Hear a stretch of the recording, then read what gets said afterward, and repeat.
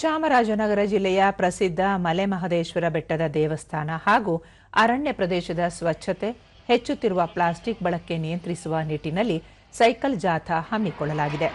ವಿವಿಧ ಇಲಾಖೆಗಳ ಸಹಯೋಗದಲ್ಲಿ ಪರಿಸರವಾದಿ ಮಂಜುನಾಥ್ ಹಮ್ಮಿಕೊಂಡಿರುವ ಸೈಕಲ್ ಜಾಥಾಗೆ ಜಿಲ್ಲಾಧಿಕಾರಿ ಶ್ರೀರೂಪ ಚಾಲನೆ ನೀಡಿದರು.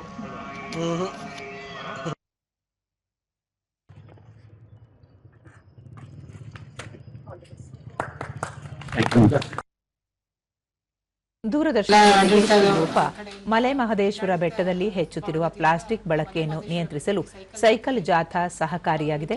ಬೆಟ್ಟಕ್ಕೆ ಬರುವ ಭಕ್ತಾದಿಗಳು ಸ್ವಚ್ಛತೆ ಕಾಪಾಡಲು ಆದ್ಯತೆ ನೀಡಬೇಕು ಎಂದರು.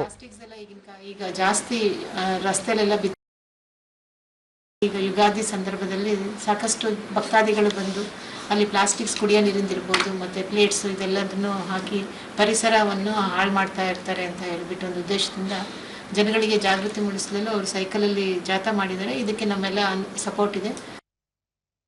ಪರಿಸರ ಪ್ರೇಮಿ ಸಾಲುಮರದ ವೆಂಕಟೇಶ್ ದೈನಂದಿನ ಜೀವನದಲ್ಲಿ ಹೆಚ್ಚಾಗಿ ಪ್ಲಾಸ್ಟಿಕ್ ಬಳಕೆಯಾಗುತ್ತಿದ್ದು, ಮಂಜುನಾಥ್ ಅವರು ಹಮ್ಮಿಕೊಂಡಿರುವ ಸೈಕಲ್ ಜಾಥಾ ಸಾರ್ವಜನಿಕರಲ್ಲಿ ಮತ್ತಷ್ಟು ಜಾಗೃತಿ ಮೂಡಿಸಲು ಸಾಧ್ಯವಾಗಲಿದೆ ಎಂದರು.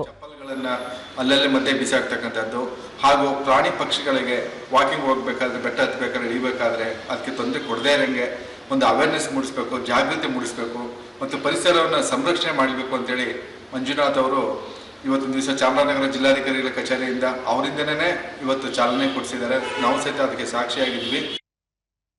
ಮತ್ತೋರ್ವ ಪರಿಸರ ಪ್ರೇಮಿ ಹೆಗ್ಗವಾಡಿಪುರ ಅಜಯ್ ಪ್ಲಾಸ್ಟಿಕ್ ಹೆಚ್ಚಳದಿಂದ ಪ್ರಾಣಿ ಪಕ್ಷಿಗಳ ಸಂಕುಲಕ್ಕೆ ಹಾನಿಯಾಗುವುದನ್ನು ತಡೆಗಟ್ಟಲು ಸಾರ್ವಜನಿಕರು ಸಹಕರಿಸಬೇಕು ಎಂದರು.